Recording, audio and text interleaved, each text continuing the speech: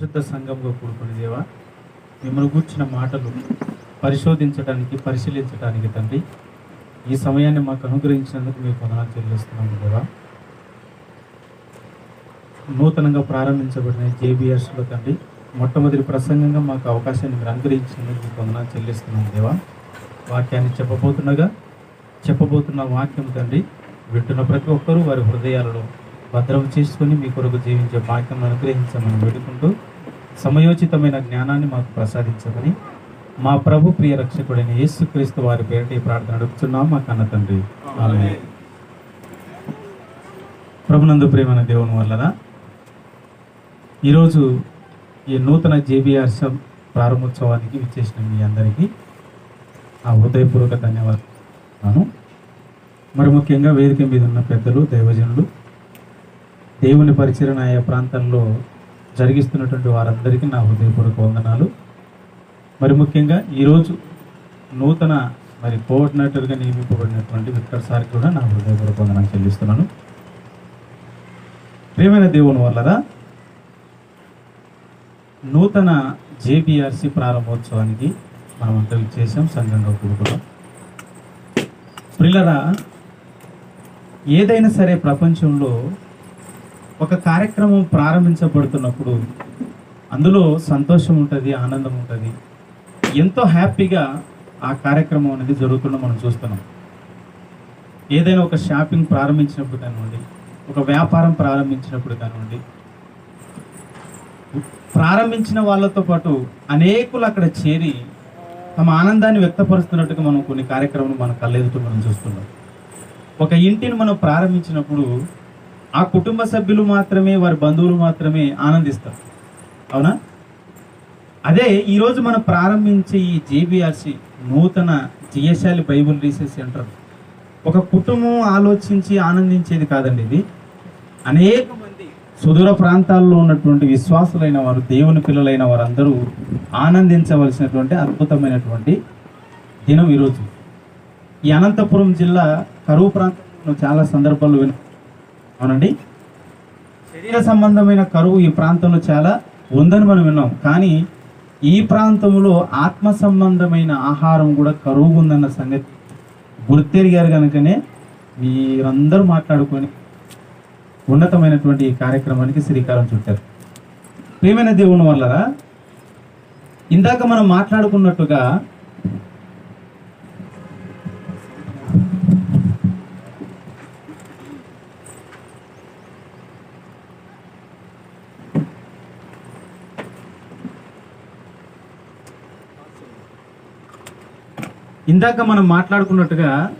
ఈ కార్యక్రమాన్ని ప్రారంభిస్తున్నప్పుడు మనకు చాలా ఆనందంగా, సంతోషంగా మనకు కనపడుతుంది.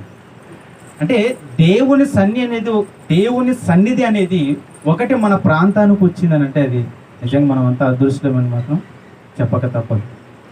ఎందుకంటే ప్రియమైన దేవుని వల్లరా, క్రీస్తు పూర్వం దేవునికి అతి దగ్గరగా జీవించినటువంటి, దేవునికి ఇష్టడుగా పిలువబడినటువంటి దావీదు గారు దేవుని సన్నిధికి ఆయన వెళ్ళినప్పుడు ఎలా ఫీల్ అయ్యారో ఒకసారి ఆయన యొక్క మనసును ఒకసారి మనం చదువుకొని మనం ముందుకు వెళ్దామండి. దేవుని వాక్యంలోకి కీర్తనల గ్రంథం 122వ అధ్యాయం, కీర్తనల గ్రంథం 122వ అధ్యాయం ప్రారంభ వచనం చూద్దాం ప్రియులారా. కీర్తనల గ్రంథం 122వ అధ్యాయం, యెహోవా మందిరమునకు వెళ్ళుదుమని జనులు నాతో అనినప్పుడు నేను సంతోషించి తిని. ఏమా, ఇశ్రాయేలీయులకు రెండవ రాజుగా దేవుని తరపున సింహాసనం మీద కూర్చున్నటువంటి దావీదు గారు, ఆయన దగ్గరికి యెరూషలేము ప్రాంతంలో ఉన్నటువంటి ఇశ్రాయేలు జన సమూహం వచ్చి ఏమని పిలిచారంట ఆయన్ని? యెహోవా మందిరమునకు వెళ్ళుదము రండి అని జనులు నాతో అనినప్పుడు నేనెంతగానో సంతోషించాను అంటాడు. ఒక రాజు, దేవుని చేత నియమింపబడిన వాడు, రాజుకు ఎన్ని బాధ్యతలు ఉంటాయండి? ఒకవైపు సింహాసనాన్ని కాపాడుకోవాలి, ఒకవైపు చుట్టూ ఉన్న శత్రు దేశాలు ఉన్నటువంటి రాజులను ఎదుర్కోవాలి, ఒకవైపు సైన్యాన్ని చూసుకోవాలి. ఇన్ని బాధ్యతలను నిర్వహిస్తున్నటువంటి దావీదు గారికి, అంత బిజీ షెడ్యూల్లో ఉన్నటువంటి దావీదు గారి దగ్గరికి ఇశ్రాయేలు జనసమూహం వచ్చి ఏమని పిలిచారంట ఆయన్ని? యెహోవా మందిరమునకు వెళ్ళుదుమని ఆయన పిలిచినప్పుడు ఆయన ఎలా స్పందించాడంటండి? నాకు బిజీగా ఉంది, నేను రాలేను అన్నాడా? చాలా మైండ్ ప్రెషర్తో ఉన్నానండి, నేను అలసిపోయానండి అని చెప్పాడు దావీదు. యెహోవా మందిరం అనే మాట చెవుల్లోకి వెళ్ళగానే ఒక చిన్న పిల్లవాడు ఎలాగైతే గంతులు వేసి ఆనందిస్తాడో అలా సంతోషిస్తున్నాడండి దావీదు గారు. ఏమండి, ఎంత గొప్ప విషయం అండి! దావీదు దేవుని చేత ఎన్నిక చేయబడిన వాడు, దేవునికి ఇష్టానుసారుడైన మనుషుడని సాక్షాత్తు దేవుడు ఆయన గురించి సాక్ష్యం ఇచ్చాడు. అలాంటి దావీదుకు దేవుని మందిరం అనగానే ఏమొచ్చేసిందంట? ఆనందము, సంతోషం వచ్చేసిందంటండి. ఎందుకండి ఆనందం, సంతోషం? ఈరోజు మన రాష్ట్ర ముఖ్యమంత్రి కావచ్చు, లేదంటే మన ప్రాంతంలో ఉన్న జిల్లా కలెక్టర్ కావచ్చు, ఒకవేళ వాళ్ళు క్రైస్తవులైతే మనలాంటి ఒక సామాన్యుడు వెళ్ళి ఈరోజు దేవుని మందిరానికి వెళదాం, ఆరాధనకు వెళ్దాం అని పిలిస్తే వస్తారండి? ఉన్నతమైన హోదాలో ఉన్నవారు, ఏమండి, సెక్యూరిటీ కలిగిన హోదాలో ఉన్నవాళ్ళు ఆదివారం ఆరాధనకు వెళదాము రండి అని పై ఆఫీసర్స్ని పిలిస్తే ఎవరైనా వస్తారండి? అప్పుడు ఒకే ఒక మాట అంటారండి, నీ స్టేటస్ ఏంటి, నా స్టేటస్ ఏంటి? నేను జిల్లాకి కలెక్టర్ని, నీ స్థాయి తెలుసుకొని నువ్వు ఎవరితో ఎలా మాట్లాడాలో తెలుసుకొని మాట్లాడతారండి. ఒక జిల్లా కలెక్టర్ను దేవుని సన్నిధికి వెళదామని సామాన్యుడు పిలిస్తే ఎలా రెస్పాన్స్ ఉంటుందో మీరు ఆలోచించండి. కానీ దావీదు మహారాజు సింహాసనం మీద కూర్చొని చుట్టుపక్కల ఉన్న రాజ్యాలను ఏలుతున్న శత్రువులందరినీ తన చేతులు పెట్టుకున్న సామర్థ్యం కలిగిన వాడండి దావీదు. అలాంటి ఉన్నతమైన శక్తి కలిగిన దావీదును సామాన్యులు ఇశ్రాయేలు వచ్చి పిలిస్తే ఏమన్నారంట? గంతులు వేశాడు. ఇంతకీ ఇంత ఆనందము ఎందుకు వచ్చింది ఆయనకి? యెహోవా సన్నిధి అనగానే ఎందుకు ఆయన అంతగా సంతోషిస్తున్నాడని మనం ఆలోచించగలిగితే యెషయా గ్రంథంలో ఒక మాట చూద్దాం ప్రియులారా. యెషయా గ్రంథం 2వ అధ్యాయం, యెషయా గ్రంథము 2వ అధ్యాయం 3వ వచనం చూద్దాం ప్రియులారా. యెషయా గ్రంథము 2వ అధ్యాయం 3వ వచనం. ఆ కాలమున సీయోనులో నుండి ధర్మశాస్త్రమును, యెరూషలేములో నుండి యెహోవా వాక్కు బయలు వెళ్ళును అన్నాడు. చూడండి, దేవుని మందిరానికి వెళ్ళుదాము రండి అని జనులు పిలిచినప్పుడు దావీదు ఎందుకు సంతోషించాడని మనకు దేవుని వాక్యం సెలవిస్తుందంటే, ఆ దేవుని సన్నిధిలో యెరూషలేములో దేవుని మందిరములో ఏమున్నాయంట? యెహోవా వాక్కులు. యెహోవా వాక్కులు బయలు వెళ్ళును. సియోనులో నుంచి దేవుని ధర్మశాస్త్రం వినిపించబడుతుంది. అంటే దావీదు గారికి వచ్చిన ఆనందం ఏంటో తెలుసా? సింహాసనం మీద కూర్చున్నప్పుడు ఆయనకు ఆనందం లేదు, సైన్యాన్ని చూసినప్పుడు ఆయనకు ఆనందం లేదు, ఏమంటే ఎన్నో రథాలను కొనుక్కున్నప్పుడు ఆయన ఆనందం లేదండి. చుట్టుపక్కల ఉన్న దేశాలకు రాజులుగా ఉన్న వారిని సంహరించి వారందరినీ ఓడించినప్పుడు కూడా నామమాత్రపు ఆనందాన్ని పొందాడు దావీదు గారు. కానీ సింహాసనం మీద దొరకనిది ఎక్కడ దొరుకుతుందని దావీదు గారు ఆనందపడుతున్నారు? దేవుని సన్నిధిలో. యెరూషలేములో యెహోవా వాక్కులు. ఒక మనిషి ఈ భూమిదికి వచ్చాడు అనంటే మానవుని యొక్క ప్రారంభము, ముగింపు, వారి భవిష్యత్తును చెప్తుంది దేవుని వాక్యం. అలాంటి భవిష్యత్తు చెప్పగలిగిన దేవుని వాక్యము యెరూషలేము దేవాలయంలో వినిపించబడుతుందనంటే దావీదు గారు సంతోషించారంటండి. దావీదు గారు ఆనందానికి అవధులు లేవండి. ధర్మశాస్త్రము యెరూషలేము నుంచి యెహోవా వాక్కు బయలు వెళ్ళును. జనులు గుంపులు గుంపులుగా వచ్చి యాకోబు దేవుని మందిరమునకు, యెహోవా పర్వతమునకు మనం వెళ్ళుదము రండి. ఆయన తన మార్గముల విషయమై మనకు బోధించును, మనం ఆయన త్రోవలను నడుతుము అని అంటారు. దేవుని మందిరానికి ప్రజలు రావటం వల్ల మనిషికి వచ్చే లాభం ఏంటని దేవుని వాక్యం సెలవిస్తుందంటే, దేవుని మందిరంలో నీ బ్రతుకును నిర్దేశించే దేవుని మాటలు వినపడతాయి. లోకంలో బ్రతుకుతున్న మనిషికి ఈ లోకానికి ఎందుకు వచ్చామో తెలియదు, ఎందుకు వెళ్ళిపోతున్నామో తెలియదు, అసలు మానవ జీవితకాలం 60 సంవత్సరాలు ఎందుకు ఇచ్చాడో తెలియదు. ఇలా తెలియకుండానే ప్రపంచంలో ఉన్న ప్రజలందరూ బ్రతుకుతున్నారండి. అలాంటి మనుషులకు జీవిత వైభవం తెలియాలంటే ఎక్కడ దేవుని సన్నిధిలోకి ఎవరైతే వెళుతారో వాళ్ళ జీవిత పరమార్థం తెలిసిపోతుందండి. నీ జన్మ పరమార్థము తెలిసే చోటు దేవుని సన్నిధి. ఆయన వాక్కులు బయలు ఎక్కడైతే బయలు వెడుతున్నాయో అక్కడికి ప్రజలందరూ ఎలా వెళ్ళాలంట? గుంపులు గుంపులుగా వెళ్ళాలి. ఈరోజు ప్రారంభించబడిన ఈ రీసెర్చ్ సెంటర్ చిన్న మందగానే కూడుకున్నారు. ఈరోజు భవిష్యత్తులో గుంపులు గుంపులుగా రావాలి ఈ ప్రాంతానికి. గుంపులు గుంపులుగా కూడుకోవాలి. ఎందుకంటే మీ బ్రతుకును మార్చగలిగిన ఏకైక చట్టం దేవుని ధర్మశాస్త్రం, దేవుని వాక్యం. గుంపులు గుంపులుగా వచ్చి యాకోబు దేవుని చట్టాన్ని నేర్చుకోవాలి. ఇదంటే దావీదు గారికి జనులు దేవుని మందిరానికి మనం వెళుదామని పిలిచినప్పుడు ఒక చిన్న పిల్లవాడిలా తన మనసు మారిపోయిందండి. ఎందుకో తెలుసా? అక్కడ దేవుని శాసనములు వినిపించబడే స్థలం అది. మన బ్రతుకు, మన గమ్యం, మనం ఎక్కడికి వెళ్ళాలో అక్కడ నుంచి ఈ లోకానికి ఎందుకు వచ్చామో చెప్పగలిగే ఒకే ఒక్క స్థలం దేవుని సన్నిధి. అలాంటి సన్నిధికి వెళ్ళటానికి దావీదు గారికి ఆనందం వేసిందంట. ఇలాంటి సన్నిధిలో దేవుని వాక్యం వినపడుతున్నటువంటి స్థలాలలో దేవుని వాక్యాన్ని వింటున్న వారు ఎలా ఉండాలి?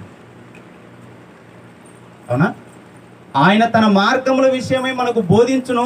మనం ఏ త్రోవలు నడవాలో మనకు నేర్పించే స్థలాలకి మనం వచ్చినప్పుడు మనం ఎలా నడుచుకోవాలి, మనం ఎలా జీవించాలి అని ఒకసారి మనం ఆలోచించగలిగితే ప్రియమైన దేవుని వాళ్ళరా, ప్రారంభ శతాబ్దంలో యేసుక్రీస్తు వారు మొదటి శతాబ్దంలో ఆయన జననం భూమి మీద జరిగింది. ఆయన జన్మించి 3.5 సంవత్సరంలో పరిచర్యను తుదముట్టించి ఈ లోకంలో మరణించి సమాధి చేయబడి పరలోకానికి వెళ్ళిపోయాడు. పరలోకానికి వెళ్ళిపోయిన తర్వాత ఆయన తర్వాత తదనంతరం ఈ మహాజ్ఞానాన్ని ప్రజల వద్దకు తీసుకొని వెళ్ళి ప్రజలను దేవుని సామ్రాజ్యంలోకి తీసుకురావటానికి మొట్టమొదటిసారిగా కంకణ కట్టుకున్న వాళ్ళే 12 మంది శిష్యులు. ఆ 12 మంది శిష్యులలో యేసుక్రీస్తు వారికి అతి దగ్గరగా ఉన్నవాడు, ఆయన రొమ్మున ఆనుకున్నవాడు ఒక ఆయన ఉన్నాడు. ఆయన ఎవరు? యోహాను. జబదయి కుమారులలో ఒకడైనటువంటి యోహాను. ఈ యోహాను గారు సమాజంలో క్రీస్తును ప్రకటిస్తున్నప్పుడు ఆనాడు ఉన్నటువంటి రోమ ప్రభుత్వం క్రీస్తు నామము ఎక్కడ వినిపించబడకూడదని కొన్ని శాసనాలు బయలుదేరి చేశారండి. యేసుక్రీస్తు అనే పేరు సమాజంలో వినపడటానికి వీల్లేదు. అలాంటి కఠినమైన పరిస్థితులు వచ్చాయి రోజు. అలా సువార్త ప్రకటిస్తున్నటువంటి ఈ యోహాను, జబదయి కుమారుడైనటువంటి యోహాను గారిని ఎక్కడికి తీసుకెళ్ళి వెళ్ళారని మన ప్రకటన గ్రంథం చదువుకుంటాం. పద్మాసు ద్వీపంలో. ఎక్కడికి తీసుకెళ్లారు? పద్మాసు ద్వీపంలో. ప్రజల మధ్య ఉంటే అనేకులకు ఈ వాక్యాన్ని అందించి వారి మనసులను మార్చి క్రీస్తు వైపు మళ్ళిస్తాడని కక్ష కట్టిన రోమ ప్రభుత్వం ఇతన్ని పద్మాసు ద్వీపంలో జనసంచారము లేని ప్లేసులో బంధించిందండి. జనసంచారం లేదు, జనసంచారము లేని ఆ ప్లేసులో ఇతన్ని బంధిస్తే పద్మాసు ద్వీపంలో, అప్పుడు యోహాను గారు కళ్ళు తెరిచి చూశాడండి. పరలోకపు ద్వారములు తెరవబడ్డాయి. జనసంచారం లేని ఆ ప్లేసుల్లో పైకి కళ్ళు తెరిచి చూడగానే పరలోక ద్వారములు తెరవబడ్డాయి.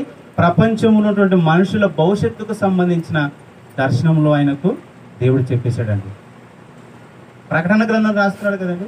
భూత భవిష్యత్తు వర్తమాన కాలంలో ఈ ప్రపంచానికి జరగబోయే మేలులు విపత్తులు ప్రతిదీ దేవుడు దర్శనము ద్వారా పద్మాసు ద్వీపంలో యోహాను గారికి అందించాడండి. ఇక ఈ యోహాను గారు యేసుక్రీస్తు వారు శిలువపై మరణిస్తున్నప్పుడు తన అన్న తల్లి అయినటువంటి మరియను ఎవరికి అప్పగించాడండి? యోహాను గారికి అప్పగించాడు. మనమా యోహాను గారికి అప్పగించాడు. యోహాను గారికి అప్పగించిన తర్వాత ఈ యోహాను గారు అపోస్తులైనటువంటి పేతురు గారితో మిగతా వారితో అనేక సంవత్సరములు సువార్త పరిచర్య చేశాడు. ఎఫెసు పట్టణంలో జీవిస్తూ దేవుని కొరకు ఉన్నతంగా మరణ పర్యంతరం వరకు తన సాక్ష్యాన్ని నిలబెట్టుకున్న గొప్ప దైవజనుడు జబదయి కుమారుడైన యోహాను. అలాంటి యోహాను గారు పద్మాసు ద్వీపంలో పరవాసిగా ఉన్నప్పటికీ దేవుణ్ణి ఆయన ఎలా వాడుకున్నాడండి? దేవుడు ఆయనని ఎలా వాడుకున్నాడండి? అలాంటి గొప్ప సాక్ష్యం కలిగినటువంటి యోహాను గారు ఒక వ్యక్తి గురించి ప్రత్యేకంగా పరిచయం చేస్తున్నాడు. మనం యోహాను గారు ఎన్ని పుస్తకాలు రాశారండి? ఎన్ని పత్రికలు రాశారు? యోహాను సువార్త, యోహాను రాసిన మొదటి పత్రిక, రెండవ పత్రిక, మూడవ పత్రిక, ప్రకటన గ్రంథం. అవునా? 5 పుస్తకాలు రాశాడు కదా యోహాను గారు. 5 పుస్తకాలు రాసినటువంటి యోహాను గారు తన పుస్తకాలలో ఒక పుస్తకంలో ఆయన కొన్ని విషయాలు ప్రస్తావించాడు.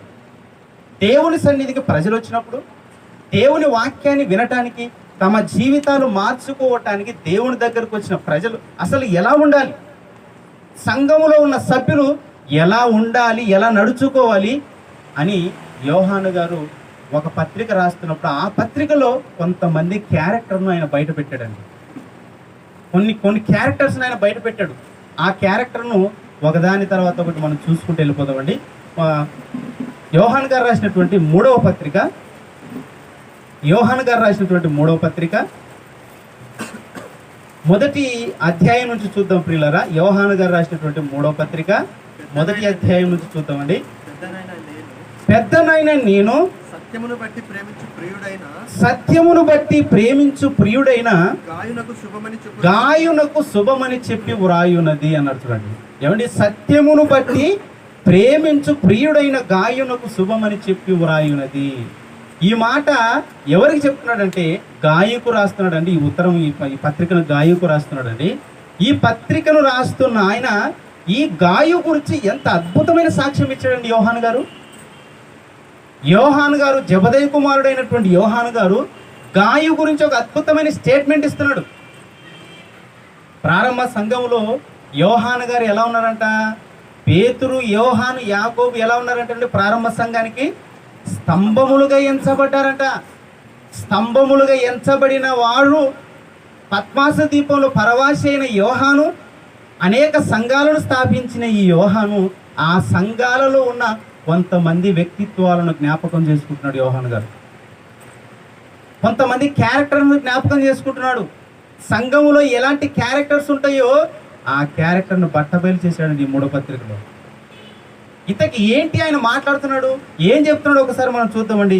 అదే ప్రారంభాధ్యాయం మొదటి వచనం మనం చదివాం కదా, రెండో వచనం చూద్దాం. ప్రియుడా నీ ఆత్మ వర్తిల్లుచున్న ప్రకారము నీవు అన్ని విషయముల్లో వర్తిల్లుచు సౌఖ్యముగా ఉండవాలని నేను ప్రార్థించుతున్నాను. ఏమంటే రెండో వచనం ప్రారంభించగానే ఏమన్నాడు? ప్రియుడా అని పిలిచాడు. ఎంత గౌరవప్రదమైనటువంటి పదం అండి అది. దేవుని కొరకు హతసాక్షిగా నిలబడిన ఒక యోహాను ఒక వ్యక్తి గురించి సాక్ష్యం ఇస్తూ ఏమని ప్రారంభించాడు అతన్ని గౌరవించడానికి? ప్రియుడా అన్నాడు. ప్రియుడా అని మనం పిలవగలండి.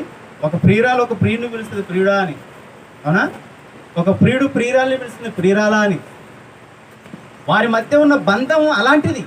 అలాగే గాయు అనే ఒక వ్యక్తి, సంఘములో ఉన్న ఒక సభ్యుడు, ఇతని గురించి యోహాను గారు ఏమని సాక్ష్యం ఇస్తున్నాడు? ప్రియుడా.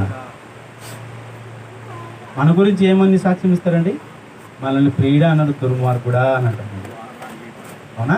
అంత వాల్యుబుల్ పదం మనకు వాడరండి. ఎందుకంటే మన క్యారెక్టర్ చాలా డేంజర్ క్యారెక్టర్ అంట. ప్రియుడా అని ఏమని ప్రారంభించాడు? చదువుదాం. ప్రియుడా నీ ఆత్మ వర్ధిల్లుచున్న కొలది. మొట్టమొదటి పాయింట్ ఏది లేవనెత్తాడండి యోహాను గారు? ఏం లేవనెత్తాడండి?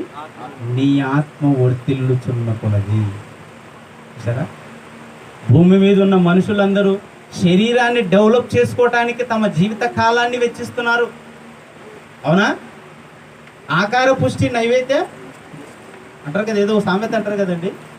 మనుషులందరూ ఏం చేస్తున్నారు? 60 సంవత్సరాల ఈ జీవిత కాలము శరీరాన్ని పోషించుకొని అందులో డెవలప్ అవుతున్నారు, శరీర విషయంలో డెవలప్ అవుతున్నారు. కానీ గాయుని గురించి యోహాను గారు మాట్లాడుతూ, నా ప్రియుడా నీ ఆత్మ వర్ధిల్లుచున్న కొలది. ఈరోజు మనిషికి ఏం పని ఉంది చెప్పండి? లాక్డౌన్లో మనకి ఏమైనా పని ఉందండి? లాక్డౌన్లో ఏమైనా పని ఉందంటే 3 పూట్ల తినడమే అంతే కదా, ఏ పని లేదు మనకి, అవునా? 20 కేజీలు ఉన్నాడు 30 కేజీలు అయిపోయాడు, అవునా? 40 కేజీలు ఉన్నాడు 45 కేజీలు అయిపోయాడు. అంటే లాక్డౌన్లో దేవుడిచ్చిన మంచి కాలాన్ని కూడా క్రైస్తవులు కూడా దాన్ని సద్వినియోగం చేసుకోలేకపోయారండి. ఇంట్లో ఉండి బాగా తినేసి ఒళ్ళు పెంచేశారు బాగా, అవునా? ఒళ్ళు పెంచేశారు బాగా. ఈ ఒళ్ళు పెంచడానికి మళ్ళీ రకరకాల కారణాలు చెప్తారండి. ఏమండి, కంటికి ఆకుకూర చాలా మంచిదండి అంటారు, అవునా? పాలకూర చాలా మంచిదండి అని అంటారు. క్యారెట్ అంటే సూపర్ అండి. ఇంకా కొంతమంది ఎలా చెప్తుంటారంటే నడుము నొప్పికి ఉడుము చాలా మంచిదండి అంటారు. ఏమండి, నడుము నొప్పికి ఉడుము చాలా మంచిదండి. నిజమండి, కరెక్టేనా? నడుము నొప్పికి ఉడుము చాలా మంచిదా? తినేది తినడానికి అదంతా, అవునా? ఏం నిజంగా నడుము నొప్పి పోవటానికి ఉడుము తింటే మంచిదని ఒకవేళ మనం అనుకున్నాం, సరదాగా అనుకుందాం అనుకోండి. డాక్టర్ దగ్గరికి వెళ్తే డాక్టర్ ఏం రాయాలండి? డాక్టర్ దగ్గరికి మనం వెళ్ళామంటే డాక్టర్ ఏనాలి? నీకు 2 ఉడుములు రాస్తున్నాను, ఈరోజు ఒకటి రేపు ఒకటి కాల్చుకొని తినని రాయాలా? అవునండి, నిజం చెప్పండి. అంటే ఉడుము తింటారే, ఉడుము తింటున్నాడని నన్ను రకరకాలుగా చూసుకుంటారని ఎంత ప్లాన్ చేసినాడు. నడుము నొప్పి మంచిదా? తినాలనుకుంటే డైరెక్ట్ తినేయచ్చు కదా. దానికి నడుము నొప్పి సమస్యను క్రియేట్ చేయడం ఎందుకు? మనిషి తినటానికి ఎలా ప్రిపేర్ అవుతున్నాడు మనిషి. అబద్ధాలాడడానికి కూడా సిద్ధమైపోయాడు మనిషి తినడానికి. ఒళ్ళు పెంచేసుకుంటున్నారు కదా. కానీ ప్రియమైన దేవుని వారు, యోహాను గురించి, గాయు గురించి యోహాను ఇస్తున్న సాక్ష్యం ఏంటి తెలుసా? నా ప్రియుడా, నీ ఆత్మ వర్ధిల్లుతున్న కొలది. ఆత్మ వర్ధిల్లాలంటే ఏం జరగాలండి? ఏం జరగాలి? ఆత్మబోధ జరగాలి. నీ ఆత్మ దినదినము వర్ధిల్లాలి అనంటే ఆత్మ జ్ఞానం ప్రబోధించాలి. అలా ఆత్మ జ్ఞానం ఎక్కడైతే ప్రబోధించబడుతుందో అక్కడికి నువ్వు దారిని వెతుక్కోవాలి. అలా నువ్వు దారిని వెతుక్కుంటే దినదినము నీ ఆత్మను వర్ధిల్లింప చేసే శక్తి ఒక దేవుని వాక్యాన్ని తప్ప మరేదానికి లేదండి. అవునా?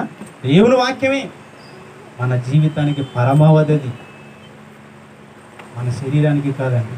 ప్రారంభంలో ఆయన లేవనెత్తిన పాయింట్ ఆత్మ వర్ధిల్లాలి. కానీ మనం దేని విషయంలో డెవలప్ అవుతుందో చెప్పండి? శరీరం విషయంలో డెవలప్ అవుతుంది. ఇంత డెవలప్ అయింది కదా శరీరం బాగా చూడటానికండి. కొబ్బరి బొండంలో ఉంటే తలకాయ బుజ్జే ఉండదండి. అవునా? కొబ్బరి బొండంలో ఉంటాయి తలకాయలు. దేవుని కొరకు పనిచేయవు, దేవుని గురించి ఆలోచించవు. శరీర పుష్టి అని అంటారు. అమ్మ, మీ ఇక్కడికి ఉన్న వాళ్ళు ఎవరైనా లాగుంటే ఫీల్ అవ్వకండి, మీరు దేవుని కోసం వచ్చారు.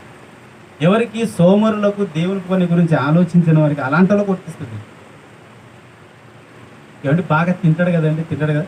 ఏదైనా రోగం వచ్చి డాక్టర్ దగ్గరికి వెళ్ళారనుకోండి, సూది గుచ్చగానే కెవ్వు మనకి ఎక్కేస్తాడండి. 3 పూట్లు బాగా పెట్టావు కదా, చిన్న సూదికి అంత భయపడతాడండి.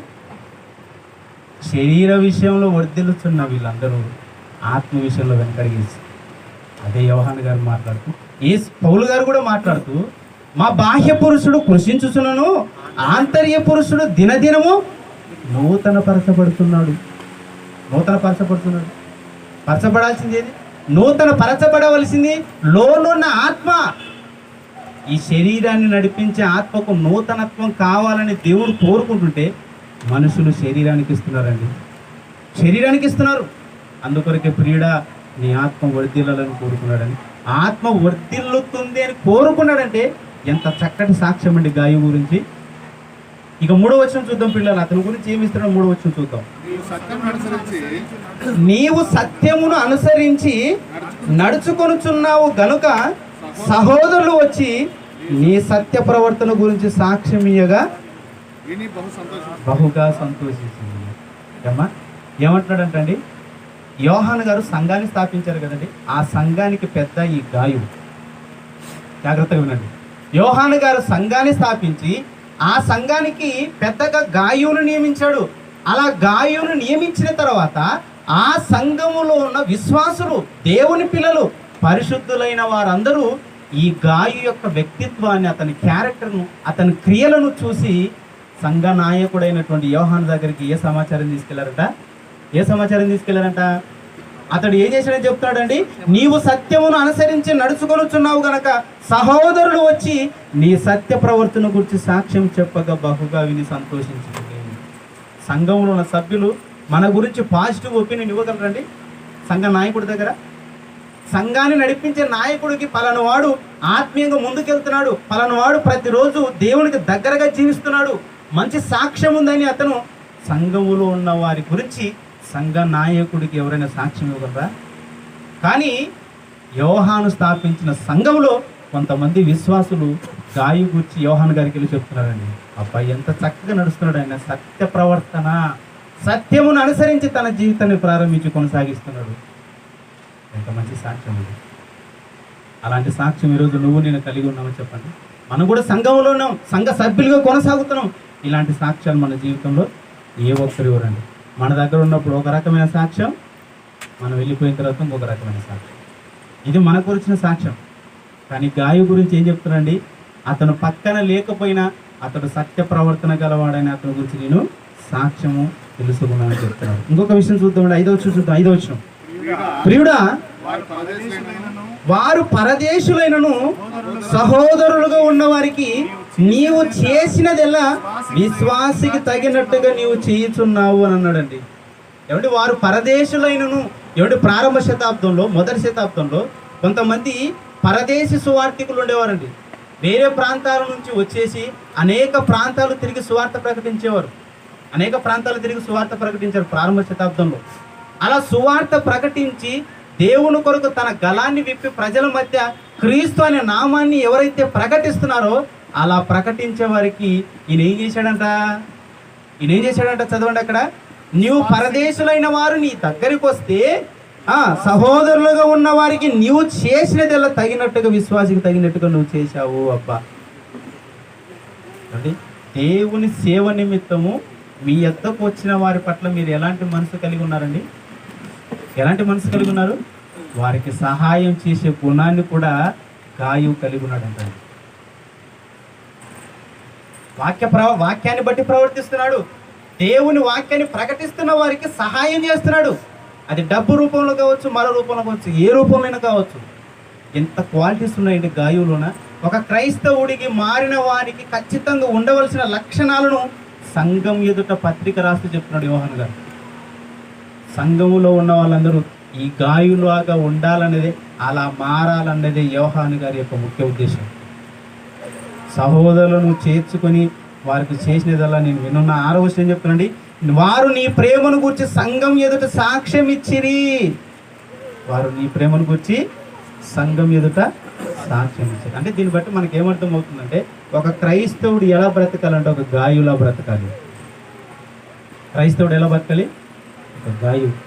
ఈరోజు నూతన JBRSలో గాయులు కావాలి. గాయులు, ఇంత గొప్ప సాక్ష్యం కలిగిన గాయు లాంటి క్యారెక్టర్లు ఇంప్లిమెంట్ చేసుకోవాలి మీరు సంఘంలో. ఎందుకు సంఘాన్ని ఇక్కడ ఏర్పాటు చేశారు? మనంతా ఆత్మీయంగా ఎదగాలనే కదా, మన ఆత్మను వర్ధిల్లింప చేయాలనే కదా. ఇలాంటి మహోన్నతమైన కార్యక్రమం ప్రారంభించినప్పుడు దానికి సపోర్ట్ చేయాలి, మీ ఆత్మను బలపరుచుకోవాలి. వాక్యం చేయాలి. అంటే గాయు లాంటి సాక్ష్యం మనం అందరం కలిగి ఉండాలి. ఇంత గొప్ప సాక్ష్యం కలిగిన గాయు ఉన్న సంఘములోనే ఒక భయంకరమైన క్యారెక్టర్ కలిగిన వాడు ఉన్నాడండి. ఈ సంఘాన్ని స్థాపించింది దేవుని కొరకు హతసాక్షిగా నిలబడిన యోహాను అయితే, ఆ యోహాను చేత సాక్ష్యము పొందిన ఈ గాయు ఉన్న సంఘంలోనే దేవునికి అవిధేయుడిగా మారిన ఒక క్యారెక్టర్ను చూపిస్తున్నాడు అండి. మళ్ళా ఒక క్యారెక్టర్ను చూపిస్తున్నాడు. ఏంటి ఆ క్యారెక్టర్ చూద్దాం, మిగతా వచనాలు చూద్దాం ప్రియులారా. యోహాను రాసినటువంటి 3వ పత్రిక 9వ అధ్యాయం నుంచి చూద్దాం ప్రియులారా. 9వ అధ్యాయం క్షమించాలి, 1వ అధ్యాయము 9వ వచనం నుంచి చూద్దాం. నేను సంఘమునకు ఒక సంగతి వ్రాసితిని, అయితే వారిలో ప్రధానత్వమును కోరుచున్న తెయోత్రెఫే మమ్మను అంగీకరించుటలేదు.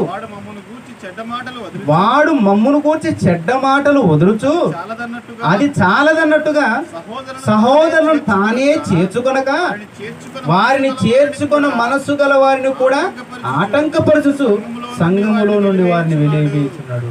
ఏమంటే ఇంతవరకు 8 వచనాలు ఒక అద్భుతమైన క్యారెక్టర్ని డెలివర్ చేసాడండి యోహాను గారు. గాయు ఎంత గొప్పడండి.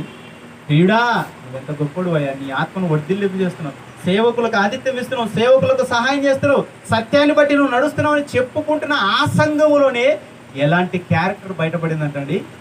నేను మీకు ఒక సంగతి చెప్తాను, జాగ్రత్తగా వినండి. సంఘములో ఉన్నారు కనుక మీరు, సంఘములో ఒక దుష్ట క్యారెక్టర్ ప్రవేశించింది. ఏంటి ఆ క్యారెక్టరు? చదువు మళ్ళా. అయితే వారిలో ప్రధానత్వం కోరుచున్న దేయోత్రెఫేను మమ్మల్ని అంగీకరించడం లేదు. సంఘాన్ని స్థాపించింది ఎవరండి? సంఘాన్ని స్థాపించింది యోహాను అయితే, ఆ సంఘములో సభ్యుడుగా ఉన్న దేయోత్రెఫేను వాడు అసలు సంఘ నాయకుడిని లెక్క చేయకుండా మాట్లాడుతున్నాడు అంటండి. ఎంత ఘోరమైన స్టేజ్కి వెళ్ళిపోయాడండి దేయోత్రెఫి. సంఘ నాయకుడిని విమర్శించి అసలు ఆయన అంగీకరించట్లేదంట నాయకుడుగా.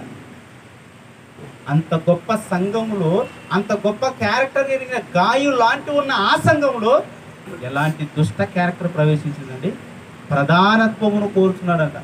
సంఘాన్ని స్థాపించిన వాడికి లెక్క చేయకపోతే వాడి భక్తుడు మనకు అక్కడ తెలిసిపోతాడు. ఎప్పుడే కానీ మీరు గుర్తుపెట్టుకోండి, ఎవరైతే మీ పైన పెద్దలుగా ఉన్నారో, మీకు వాక్యాన్ని చెప్తున్నారో, మీకు దైవ జ్ఞానాన్ని బోధించి మీ జీవితాలను బాగు చేయాలని ప్రయాసపడి కష్టపడుతుంటారో, వాళ్ళను గౌరవించే విధానంలోనే మీ భక్తి బయటపడుతుంది. లెక్క చేయకుండా మాట్లాడినా, ఏమండి ఈజీగా తీసేసుకున్నా, మీరు ఎంత విశ్వాసం గలవారో, ఎంత భక్తి గలవారో మీ మాటలు బట్టి చెప్పేసండి. నాయకుడు అంటే ఎవరు అనుకున్నారండి? అహోరాత్రులు మీకోసం కష్టపడి మీ ఆత్మలను మార్చటానికి రేయింబగులు బైబిల్ చదివి మీకోసం సిద్ధపడి వచ్చినవాడు, ప్రాణత్యాగాన్ని కూడా సిద్ధపడి నిలబడిన వాడే నాయకుడు. అలాంటి నాయకుడిని ఎదిరిస్తే దేవుడు ఊరుకుంటాడండి? ఊరుకుంటాడా? చాలా దుష్ట క్యారెక్టర్ సంఘంలో ఉంది. దేవత్రేపి అన్నాడు, మామూలుడు కాదండి. డెమెత్రి అని ఒక దేవత ఉంది కదండి, ఆ దేవతకు వీడు అనుచరుడు. అలాంటి అనుచరుడుగా ఉన్న ఈడు సంఘములకు ప్రవేశించి ఏం చేస్తున్నాడంట? సంఘ నాయకుడిని పక్కన పెట్టేస్తున్నాడు. నువ్వెవరు? ఇంతకీ యోహానుని ఇతను పక్కన పెట్టడానికి గల కారణం ఏంటంటే ప్రధానత్వము కావాలి. నాకు ప్రధానత్వం కావాలి. గాయుకి ఇచ్చేసావు, సంఘ పెద్దగా గాయుని పెట్టేశావు, నాకు ప్రధానత్వం ఇవ్వలేదని చెప్పేసి నాయకుడైన యోహాను మీద చెడ్డ మాటలలో వదిలిపోతూ మాట్లాడుతున్నారు. చాలా మంది అండి కూర్చుంటారు కదండి, చాలా మంది చక్కగా దేవుని సన్నిధికి వస్తారు, దేవుని మాటలు వింటారు, అన్నీ వింటారు, కానివ్వండి సంఘములో ప్రధానత్వాన్ని కోరుకుంటారు. సంఘంలో ప్రధానత్వం లేకపోతే మా సంఘానికి రామండి. నేను ఒకటే చెప్తాను, జాగ్రత్తగా వినండి. ఎవరైతే సంఘంలో ప్రధానత్వం కావాలని నాయకుడి మీద తిరుగుబాటు చేస్తారో 66 పుస్తకాలు వరుసగా చెప్పానండి. ఏమండి? ఎవరైతే మాకు ప్రధానత్వం కావాలని నాయకుడి మీద తిరుగుబాటు చేస్తారో 66 పుస్తకాల పేరు చెప్పానండి. అపోస్తల 12 మంది పేరు చెప్పానండి. అపోస్తలైన పౌలు ఎన్ని పత్రికలు రాశాడో చెప్పానండి. ఇవేం చెప్పాడండి? వాడికి ఏం కావాలి? ప్రధానత్వం కావాలి. ఎంత అన్యాయం అండి! దేవునితో నీకు సహవాసం లేకుండా దేవుని వాక్యపు ఆ వెలుగులో నిన్ను నడిపించే నాయకుడికి తిరుగుబాట. ఈ సందర్భంలో ఒక విషయం జ్ఞాపకం చేస్తాను. మోషే దేవుని చేత ఎంపిక చేయబడినవాడు, దేవుని చేత ఎన్నిక చేయబడినాడు. ఇశ్రాయేలును నడిపించగలిగిన సామర్థ్యం కలిగిన వాడు ఒక మోషే మాత్రమే ఇశ్రాయేలులో ఉన్నారు, 6 లక్షల మంది. ఆ మోషేను దేవుడు ఎన్నిక చేసుకొని అతనికి నాయకుడిగా నియమిస్తే ఇశ్రాయేలు జనాంగంలో కహతి వంశానికి చెందిన ఒక దుర్మార్గుడైనటువంటి వాడు ఏం చేశాడంటే నాకు ప్రధానత్వంలో కావాలని కోరుకున్నాడండి. మోషే ఒక్కడైనా నాయకుడు? మోషే ఒక్కడైనా 6 లక్షల మందిని నడిపించగలవాడు? నేను నడిపించలేనా? నా వైపు ఎంతమంది ఉన్నారు తెలుసా? 250 మంది ఉన్నారు. నేను ఒక్క మాట చెప్పానంటే 250 మంది నా వెనుక వచ్చేసారంటే నా స్ట్రాటజీ ఏంటో చూసుకో. ఇప్పుడు నాకు నాయకత్వం. మోషే ఒక్కడే పరిశుద్ధుడు కాదు, నేను కూడా పరిశుద్ధునే. దేవుడు ఎంపిక చేసిన మోషే మీద తిరుగుబాటు చేస్తున్నాడు కోరాహు. ఈ తిరుగుబాటు గల కారణం ఏంటో తెలుసా? ప్రధానత్వము. ఏమంటే మోషే మీద తిరుగుబాటు చేస్తున్నాడంటే ఎవరిని తిరస్కరించినట్టు? ఈ కోరాహు ఎంపిక చేసిన దేవుణ్ణి తిరస్కరించినట్టు. కాబట్టి ఏమైపోయాడు? 250 మందిని తీసుకొచ్చి తిరుగుబాటు చేశాడండి. మోషే పిలిచాడు, నువ్వు చేస్తుంది తప్పు, దయచేసి నా పక్షంలో నిలబడు అని దేవుడి తరపున అడిగాడు ఒక సేవకుడిగా. అప్పుడు ఆయన మాట వెళ్ళలేదండి. దేవుడు ఏం చెప్పాడు తెలుసా?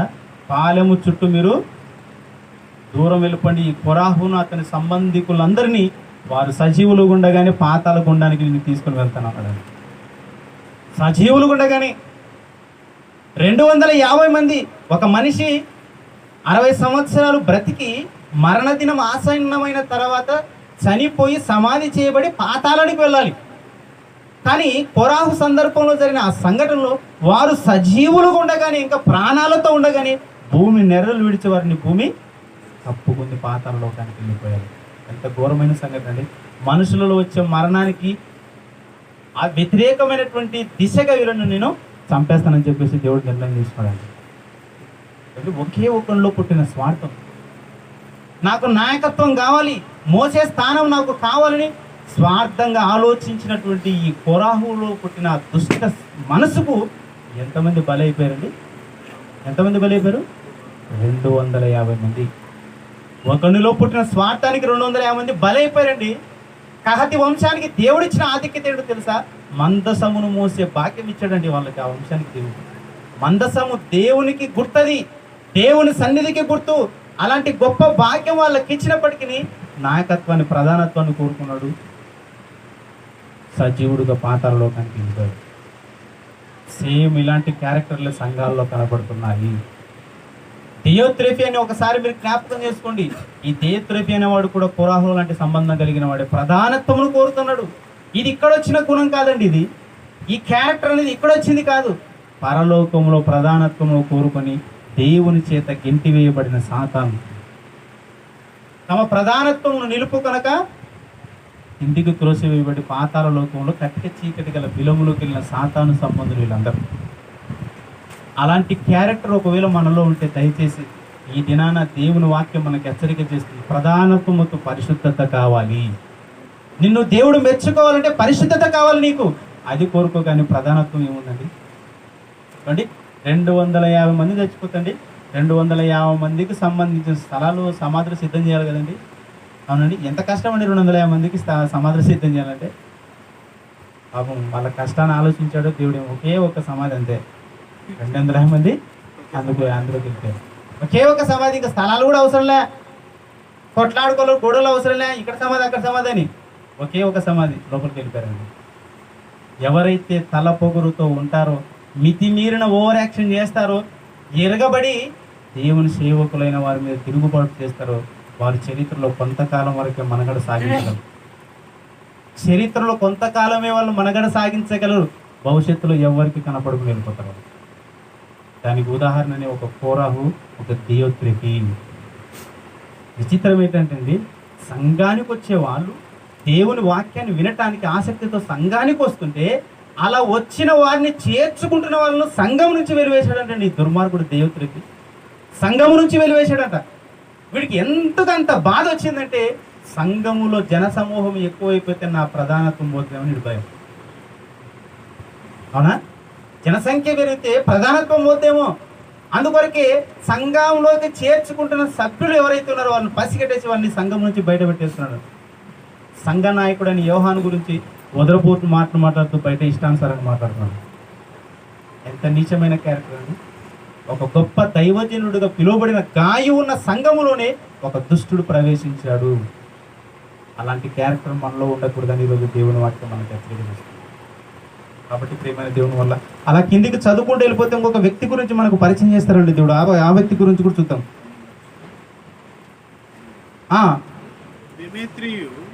11వ వచనం చూద్దాం ప్రియులారా. 11వ వచనం, ప్రియుడా చెడు కార్యము కాక మంచి కార్యమును అనుసరించి నడుచుకొనుము. మేలు చేయువాడు దేవుని సంబంధి, కీడు చేయువాడు దేవుని చూచిన వాడు కాడు. దెమెత్రియు అందరి వలన సత్యం వలన మంచి సాక్ష్యం పొందినవాడు. మేము కూడా అతన్ని గురించి సాక్ష్యం ఇస్తున్నాము. ఏమండి యోహాను గారండి, యేసుక్రీస్తు రొమ్మున ఆనుకున్న ఒక ప్రత్యేకమైన క్యారెక్టర్ కలిగిన వాడు యోహాను. అలాంటి యోహాని దెమెత్రియు. థియోత్రెఫే దెమెత్రియకు చాలా తేడా ఉంది, గమనించాలి పిల్లరా. పైన చెప్పిన క్యారెక్టర్ థియోత్రెఫే, ఇక్కడ కింద ఆయన దెమెత్రియు. అంటే ఇప్పుడు ఎన్ని క్యారెక్టర్స్ కనపడుతున్నాయి యోహాన్ గారు స్థాపించిన సంఘంలో? 3 క్యారెక్టర్స్. ఒకటి ప్రియుడా, ఆత్మ వర్ధిల్లుతున్న ప్రియుడు, సత్య ప్రకారంగా నడుస్తున్న ప్రియుడు. రెండోది ఏంటో తెలుసా? ప్రధానత్వం కోరుతున్నవాడు దుష్టుడు. మూడో ఆయన ఎవరు తెలుసా? దెమెత్రియు. ఇతను కూడా యోహాను చేత మంచి సాక్ష్యము పొందినవాడు. సంఘానికి వచ్చి మంచి సాక్ష్యం పొందనా లేకపోతే దుష్టుడిని సాక్ష్యం పొందనండి? సంఘంలో ఏం నేర్చుకుంటున్నాం మనం? నీతి విలువలు కలిగిన వాక్యమే నీకు నీతి విలువలు నేర్పించలేకపోయిందంటే అది వాక్యంలో తప్పు అనుకుంటున్నారా? నీలో ఉన్న లోపం. అది నీలో ఉన్న లోపం. చూడండి, ఈరోజు సంఘం స్థాపించబడింది, ప్రారంభించబడింది. ఈ సంఘములో కూడా గాయువులే కనపడాలి తప్ప థియోత్రెఫీలు కనపడకూడదు. థియోత్రెఫీలు ఎప్పుడైతే కనపడతారో సంఘానికి డ్యామేజ్. మనకు కావాల్సింది దెమెత్రియు, గాయువులు కావాలి. అలా మీరు ఎదగాలని మనస్ఫూర్తిగా నేను కోరుకుంటున్నానండి. అలా మీరు ఎదగాలి. మరొక రెఫరెన్స్ చూద్దాం పిల్లరా. ఫిలిప్పీలకు రాసిన పత్రిక 4వ అధ్యాయం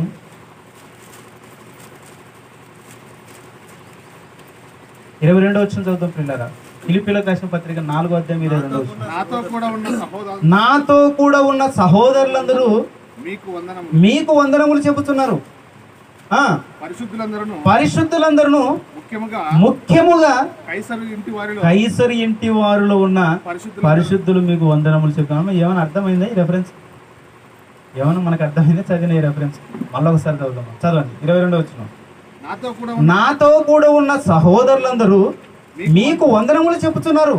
పరిశుద్ధులందరూ ముఖ్యముగా కైసరు ఇంటి వారిలో ఉన్న పరిశుద్ధులు మీకు వందనములు చెబుతున్నారు. కైసరు ఇంటివారు అనే పదం ఉంది కదా, దాన్ని బాగా జాగ్రత్తగా అండర్లైన్ చేసుకోండి. కైసరు ఇంటివారు. ఏమండి, కైసరు ఎంత దుర్మార్గుడు మీకు తెలుసు కదండి. కైసరు చాలా దుర్మార్గుడు అండి. కట్టుకున్న పిల్లాన్ని కన్న తల్లిని చంపిన దుర్మార్గుడు కైసరు. అలాంటి క్రూరమైన దుష్ట స్వభావం కలిగిన కైసరు ఇంటిలో దేవుని కొరకు సాక్షులుగా నిలబడిన పరిశుద్ధులు ఉన్నారని దేవుని వాక్యం సెలవిస్తుంది. ఫిలిప్పి పట్టణంలో ఎంతమంది పరిశుద్ధులండి? ఫిలిప్పి పట్టణంలో పరిశుద్ధులుగా ఉన్న ఆ ఫిలిప్పి పట్టణంలో దేవుని సేవకులకు సహాయం చేసేవాళ్ళు ఉన్నారు. ప్రభు కోసం ప్రకటించే వారికి వారి హక్కులను తీర్చగలిగే క్యారెక్టర్ కలిగిన వారు ఉన్నారు ఫిలిప్పి పట్టణంలో, క్రైస్తవులు. అలాంటి గొప్ప క్యారెక్టర్ కలిగిన ఆ ఫిలిప్పి పట్టణంలో అంతకంటే గొప్ప క్యారెక్టర్ కలిగిన వారిని పౌలు గారు బయట పెడుతున్నారండి. ఎవరు వాళ్ళు? కైసరి ఇంటి వారిలో ఉన్న పరిశుద్ధులు. కింద గేట్ దగ్గర ఒక 10 మంది పోలీసులు లాఠీ పట్టుకొని నిలబడ్డారు అనుకోండి, ఇంతమంది కూర్చుంటారు ఇక్కడ. చెప్పండి, పైకి వెళ్ళి నుండి తుపాకీతో కాల్ చేస్తాం అనుకోండి, వెళ్తారండి? పోలీస్ స్టేషన్ కానీ బైక్ అని చక్కగా తిప్పేస్తాం. అవునా? కైసరి ఇంటి వారిలో ఉన్న పరిశుద్ధులు. ఎంత గొప్ప సాక్ష్యం అండి దేవుడు. కైసరి ఇంటి వారి కోసం బైబుల్లో ఒక వచనాన్ని దేవుడు సిద్ధపరిచాడంటే అదండి విశ్వాసం. క్రైస్తవులైన వారిని హింసిస్తూ, వారిని చంపేస్తూ, వారు అలా ప్రాణాలతో గిలగిల కొట్టుకుంటుంటే వారిని చూసి ఆనందించేవాడు ఈ కైసరి చక్రవర్తి. ఒక గ్రౌండ్లోకి క్రైస్తవులందరినీ తోసేసి వారి మధ్యకి పులుల సింహాలు పంపించేవాడు అంటండి ఈ కైసరు దుష్టుడు. పులుల సింహాలు పంపించి వారు ఆ సింహాలు వారి శరీరాలను పీక్కొని తింటుంటే ఆనందించేవాడంటండి. ఎంత దుర్మార్గుడు అండి కైసరు. హిట్లర్ ఒక నియంత, చరిత్రలోనూ నియంత హిట్లర్ ఉన్నాడు కదండి, వాడికి డబల్ అండి కైసరు. రోమ్ పట్టణాన్ని తగలబెట్టేసి, ఇలా తగలబెట్టిన వారు ఎవరంటే క్రైస్తవులు అని చెప్పేసి అబద్ధ సాక్ష్యం చెప్పి రోమ పట్టణాన్ని మొత్తం తగలబెట్టేసి అందరూ బాధపడుతుంటే ఇంట్లో కూర్చొని ఫిడేలు వాయిస్తున్నాడంటండి రోమ్. ఎవరు? కైసర్ చక్రవర్తి. చూసారా, వాడు దుర్మార్గానికి పరాకాష్ట ఏమని ఉందండి.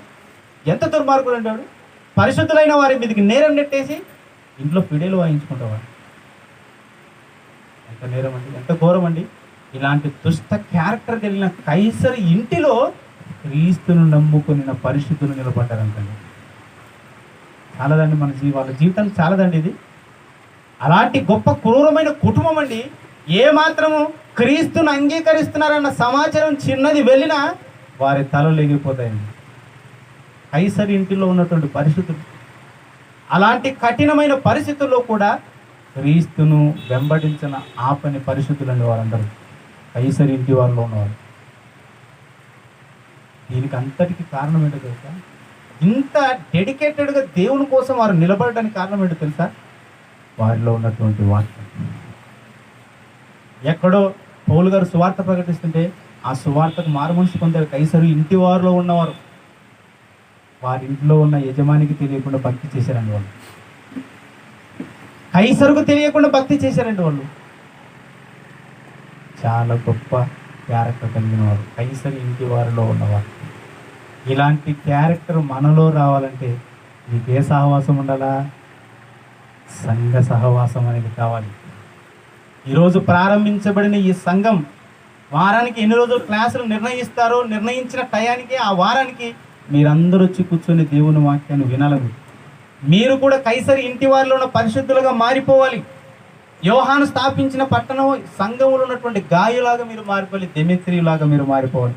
అలా మారిపోవటానికి ఈ సంఘాలనేవి వెలిశాయి ప్రజల మధ్య. మన అలా మారుస్తుంది వాక్యం.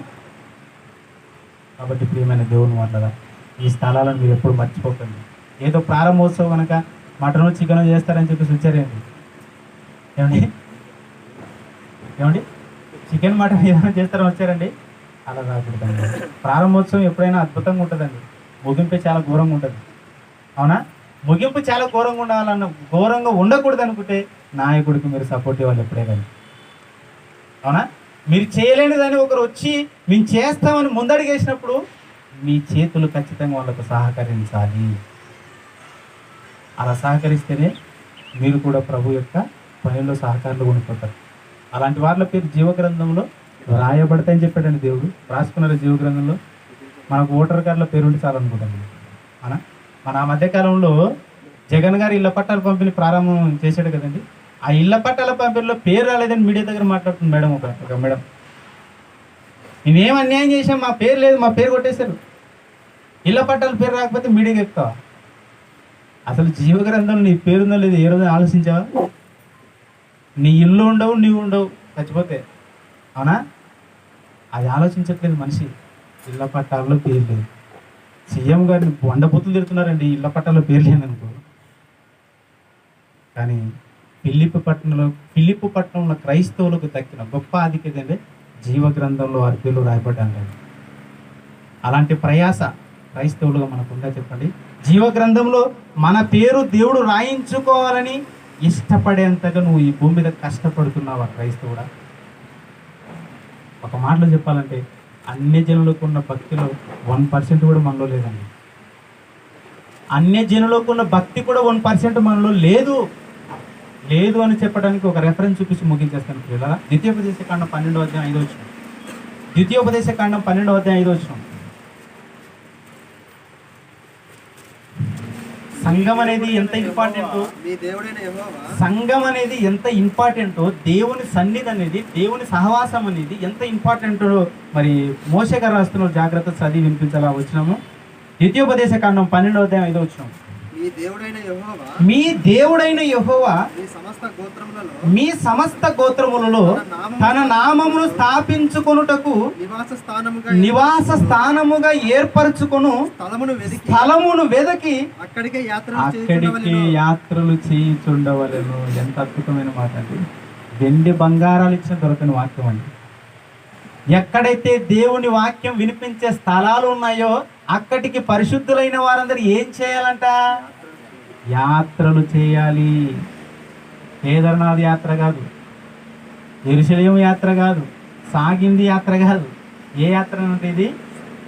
దేవుని సన్నిధి ఎక్కడైతే ఉందో అక్కడికి పరిశుద్ధులైన వారందరూ ఏం చేయాలంట? యాత్ర చేయాలంట. అంటే బస్సులో వస్తున్నామండి మేము. బస్సులో ప్రయాణించేటప్పుడు ఎంతోమంది మాలలు వేసుకొని, ఏమంటే బట్టలు చినిగిపోయిన బట్టలు ఉన్నాయండి, చెప్పులు వాళ్ళకు లేవండి. కానీ భయంకరమైన వెండ తాపం ఉన్నప్పటికీ రోడ్ల మీద ఎలా నడుచుకుంటూ వెళ్ళిపోతున్నారండి శ్రీశైలానికి. రోడ్ల మీద ఎలా నడుచుకుంటూ వెళ్తున్నారు శ్రీశైలానికి. వాళ్ళ భక్తిని ఒకసారి మీరు ఆలోచించుకుంటున్నారు. ఇంటి దగ్గర భార్యను వదిలేసి, భర్తను వదిలేసి, పిల్లలను వదిలేసి ఎక్కడో వారి దేవస్థానం ఉందని చెప్పేసి 100 కిలోమీటర్ల మైళ్ళ దూరం వాళ్ళు కాలినడకన వెళ్తున్నారంటే వాళ్ళ భక్తితో మనం సరిపోల్చుకుంటే ఎలా తూగగలమండి క్రైస్తవులు? ఒకవైపు వాళ్ళ భక్తి, ఒకవైపు మన భక్తి ఒక తక్కడి మీద పెడితే తక్కువ లేచిపోతే మనది క్రైస్తవ్యం. అవునా? ఏం చెప్పండి? నవ్వుతున్నా అంటే నిజమే అర్థం. 100 కిలోమీటర్లు ప్రయాణం చేస్తున్నారండి వాళ్ళు. ఈ ప్రయాణంలో ఎన్ని ఇబ్బందులు అండి వారికి. ఇంటి దగ్గర ఉన్నట్టుగా పడుకోవడానికి మంచం ఉండదు, బెడ్ ఉండదు, కట్టుకోవడానికి బెడ్షీట్ ఉండదు, సరైన ఫుడ్ ఉండదు, నీరు త్రాగడానికి సరైనది ఉండదు. ఇన్ని కష్టాలు ఎందుకు వాళ్ళు పడుతున్నారు తెలుసా? ఎక్కడైతే ముగింపుకి వెళ్తారో వాళ్ళు ఆ ముగింపులో వారు పొందే ఆనందం కోసం ఇదంత ప్రయాసం. తమ దేవస్థానం ఎక్కడైతే ఉందో ఆ దేవస్థానానికి వెళ్ళేసరికి మొత్తం ఈ ప్రయాణం అంతా మర్చిపోతారండి. ఈ ప్రయాణం వాళ్ళు పడిన కష్టాలు గుర్తుకురావండి. వాళ్ళు అక్కడ ఏముంది? వాళ్ళకి మనశ్శాంతి దొరుకుతుంది వాళ్ళకి అక్కడ. మరి దేవస్థానానికి వెళ్ళగానే ఆనందం, హాయిగా ఉంటుంది వాళ్ళకి. ఈరోజు దేవుని సన్నిధికి వస్తున్న నీకు అలా ఉందా? హాయిగా అలా ఉందా చెప్పండి? పౌలు గారు ఎథెన్స్ పట్టణానికి వెళ్తే ఆ ఎథెన్స్ పట్టణంలో విగ్రహాలతో కూడిన ఒక దేవాలయంలోకి వెళ్ళిపోయాడండి పౌలు గారు. ఆ దేవాలయంలోకి వెళ్ళిపోయారు కదా. అప్పుడు ఆ దేవాలయములో తెలియబడే దేవుని కోసం ప్రార్థన చేస్తూ ఆయన మీద భక్తి కలిగిన కొంతమందిని గురించి పౌలు గారు ఏమని మాట్లాడారు? ఎథెన్సు వారులారా, మీరు సమస్త విషయంలో అతి దేవతా భక్తి కలవారై ఉన్నారు. మనకు భక్తి ఉండదు, అతి ఎక్కడ ఉంటుంది? అతి దేవతా భక్తి కలవారై అంట. దానికి ఏమన్నా మనం ఏమన్నా పర్సంటేజ్ ఇవ్వగలమంటే, అతి దేవత భక్తి అంటే ఓవర్ అయిపోయారండి. తెలియబడిన దేవుని విషయంలోనే వారి భక్తి అంత హై రేంజ్లో ఉంటే, ఇన్ని తెలుసుకున్న నీవు ఏ విధంగా భక్తి చేయగలుగుతున్నావు? చూడండి, ఎంతమంది ప్రసంగాలు విన్నారండి మీరు? డిప్యూటీ డైరెక్టర్ ప్రసంగాలు విన్నారు, జయశాలి గారి ప్రసంగాలు విన్నారు. భక్తి పైకి లేవట్లేదేంటి? థర్మామీటర్లుగా సర్రమని కిందికి వెళ్ళిపోతుంది. భక్తి అతి దేవత భక్తి కలవారై ఉన్నారు. ఒక్క మాటలో చెప్పాలంటే, ఇప్పుడు పౌలు గారు మెచ్చుకుంది ఎవరినండి? విగ్రహాలను పూజించి ఎథెన్సు ప్రజలను ఒప్పుకున్నారు. భక్తిని మెచ్చుకున్నాడండి, శబాష్ అన్నాడండి. అతి దేవత భక్తి గలవారు మీరు. అంతటి భక్తిలో మీరు స్థిరపడాలి అంటే మీరు చేయవలసిన యాత్రలు శ్రీశైలం యాత్రలు కాదు. ఏం చేయాలి? మరలా ఒకసారి చదువుతాం. 12:5 చదువు మళ్ళా. నీ దేవుడైన యెహోవా మీ సమస్త గోత్రములలో తన నామమును స్థాపించుకున్నటకు నివాస స్థానముగా ఏర్పరచు స్థలమునకు వెదకి అక్కడికే యాత్రలు చేయుచుండవలను. ఇంతకాలం మీరు ఎదిగితే ఎక్కడ లేదు, అవునా? అనంతపురం జిల్లాలో మీరు ఎదిగితే జేబీఆర్సీ లేవు, కాలేజీలు లేవు. ఇప్పుడు వచ్చింది ఒకటి. దీన్ని మీరు ఎలా యూజ్ చేసుకుంటారు, ఎలా మీ భక్తి జీవితాన్ని కాపాడుకోవడానికి దీన్ని మలుచుకుంటారు చెప్పండి, ఆలోచించండి. అక్కడికి మీరు వెతికి యాత్రలు చేయాలి. యాత్ర చేయడం అంటే సంవత్సరానికి ఒకసారి కదండి యాత్ర, వాళ్ళ కాదు. యాత్ర చేయడం అంటే ఏంటి? యాకోబు గారు ఏమన్నారు? భూమి మీద మేము పరదేశులము యాత్రికులమై ఉన్నాము అంటే సంవత్సరానికి ఒకసారి యెరూషలేము యాత్ర చేసినట్టు చేయకూడదు. ఒక దినము నీ సన్నిధిలో కనపడితే 1000 దినముల కంటే శ్రేష్టం. అప్పుడు అమూల్యమైన వాక్యం ఎత్తుకోకండి, అవునా? అమూల్యమైన వాక్యం వద్దు. యాత్ర చేయడం అని అంటే ఏ యాత్ర? నువ్వు 60 సంవత్సరాలు భూమి మీద బ్రతికితే నీకు ఒక సంవత్సరం, ఒక నెలని కదండి, ప్రతి దినము దేవుని సన్నిధిలో నువ్వు కనపడాలి. యాత్ర చేయడం అంటే అండి, యాత్ర చేయడం అంటే ఏమనుకుంటున్నారు? సంవత్సరం ఒకసారి కాదు, ప్రతి దినం చేయాలి. ఎక్కడైతే యాకోబు దేవుని శాస్త్రములు, ధర్మశాస్త్రం వినబడుతుందో అక్కడికి మీరు యాత్రలు చేసి ఉండాలి. అదే మీ జీవితాన్ని మారుస్తుంది. దావీదు గారికి ఎందుకు సంతోషించింది అలా ఆలోచిస్తున్నారా మీరు? ఎందుకు ఆయన అంత ఆనందపడ్డాడు? సామాన్య జనుల ఆరాధనకు రమ్మని పిలిస్తే అంటే దేవుని చట్టం ప్రకటించబడే స్థలం అది. మన బ్రతుకులను మార్చే స్థలం కూడా అది. ఉండగలరమ్మా? అలా ఉండాలా? అలా ఉండాలి, అలా ఉండాలి. మీ బ్రతుకులు ఒకటే గుర్తుపెట్టుకోండి, దేవుణ్ణి పక్కన పెట్టి మీరు ప్రపంచాన్ని చుట్టేసిన పనికిరాదు. ప్రపంచాన్ని తలకిందులు చేసే జ్ఞానం మీ దగ్గర ఉన్న, తెలివితేటలు మీ దగ్గర ఉన్న, దేవుణ్ణి పక్కన పెట్టేసావా నీ జీవితం ఆరిపోయిన దీపంతో సమానం. ఇశ్రాయేలు జీవిత చరిత్ర ఎలా ముగిసిందో మీ అందరికీ తెలుసు. మూర్ఖులైన ఇశ్రాయేలు జనాంగానికి ఎన్నిసార్లు చేయూతనిచ్చిన వాళ్ళు వెనక్కి తిరిగిపోయారు. దేవుడు ఎన్ని అభయాలు ఇచ్చినా, ఎన్ని అవకాశాలు ఇచ్చినా కాలదనుకున్నారు. ఈ సందర్భంలో ఒకే ఒక వాక్యం చెప్పి దయచేసి ఏమనుకోకండి. హోషేయ గ్రంథం 14:4 చూద్దాం పిల్లలు. హోషేయ గ్రంథం 14:4. హోషేయ గ్రంథం 14:4. వారు విశ్వాసఘాతకులు కాకుండా నేను వారిని గుణపరచుదును, వారి మీదనున్న నా కోపము చల్లారెను, మనస్ఫూర్తిగా వారిని స్నేహితును, చెట్టునకు మంచు ఉన్నట్టు నేను అతనికి ఉండును. ఎంత అభయం ఇచ్చాడండి దేవుడు మనుషులకి. ఎలా ఉంటాడంట మన జీవితాలకు దేవుడు? ఎలా ఉంటాడంట? ఒక చెట్టునకు మంచు ఎలాగైతే ఉంటుందో మీ జీవితాలలో నేను అలా ఉంటాను. ఇశ్రాయేలుకు దేవుడు ఆశీర్వాదం ఇచ్చాడు, అభయం ఇచ్చాడు. ఆ మంచును వాళ్ళు ఏం చేశారు తెలుసా? ఒక చెట్టుకు మంచు ఉందనుకోండి, దానికి వర్షాకాలం అవసరం లేదు, ఆకాశం నుంచి వర్షం కురవాల్సిన అవసరం లేదు. ఆ చెట్టు మీద ఉన్న మంచు వలన అది ఫలిస్తుంది, కాయలిస్తుంది, ఫలాలను ఇస్తుంది. అది ఎంత వాస్తవమో. ఆ మంచు ఉన్నంత కాలం ఆ మొక్క ఎలాగైతే పచ్చకుంటుందో మీ జీవితాలు కూడా పచ్చగా, భక్తి జీవితంలో పరిశుద్ధులుగా మీరు ఉండాలంటే ఎవరు ఉండాలంట? చెట్టునకు మంచు ఉన్నట్టుగా నేను మీకుంటాను. కానీ ఇశ్రాయేలు ఏమైపోయారంట? విశ్వాసఘాతకులుగా మారిపోయారంట. ఇస్సాకు గారు ముగింపు సమయంలో యాకోబుకి ఇచ్చిన ఆశీర్వాదం ఏంటో తెలుసా? అది కానీ 27-28 ఉంటుంది, తర్వాత మీరు చదువుకోండి. ఆకాశ మంచును భూసారమును నేను నీకు ఇచ్చేదని నేను ఆశీర్వదిస్తాను అంటారు. అంటే ఇస్సాకు గర్భం నుంచి రాబోయే యాకోబుకు దేవుడిచ్చిన ఆశీర్వాదం ఏంటో తెలుసా? ఆకాశపు మంచు కురిస్తే ఎలాగైతే భూమి పంటనిస్తుందో అలా మీరు ఉండాలా, మీ సంతానం ఉండాలని చెప్పాడు దేవుడు. కానీ వాళ్ళంతా దేవుడికి వ్యతిరేకంగా తన గోడును వెళ్ళబోసుకుంటూ హోషేయ ప్రాప్తి ద్వారా దేవుడు పలికించిన అద్భుతమైన అమూల్యమైన మాటే చెట్టునకు మంచు ఉన్నట్టుగా నేను మీకుంటానన్నది. దేవుడే స్వయాన మనల్ని హత్తుకుంటాడంటే మనం ఏం చేస్తున్నాం? దగ్గరికి రాని ఒప్పుకున్నాడు. ఈరోజు ఇంత అద్భుతమైన మాటలు దేవుడు మనకు వినిపించాడు, నేర్పించాడు. ఈరోజు విన్న మాటలు మీరు జాగ్రత్తగా మీ మనసులో ఉంచుకోండి. ఒక గాయులాగా, ఒక దెమిత్రియులాగా, కైసరి ఇంటిలో ఉన్న పరిశుద్ధులలాగా మీ భక్తి జీవితాన్ని మీరు దినదినం అభివృద్ధి చెందించుకోండి. ఆత్మయందు మీరు వర్ధిల్లాలనేదే ఈ JBRC యొక్క ముఖ్య ఉద్దేశం.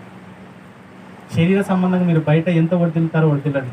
దేవుని సన్నిధికి వచ్చిన తర్వాత ఎందులో డెవలప్మెంట్ అవ్వాలా? ఆత్మను మీరు వర్ధిల్లింప జరగాలి.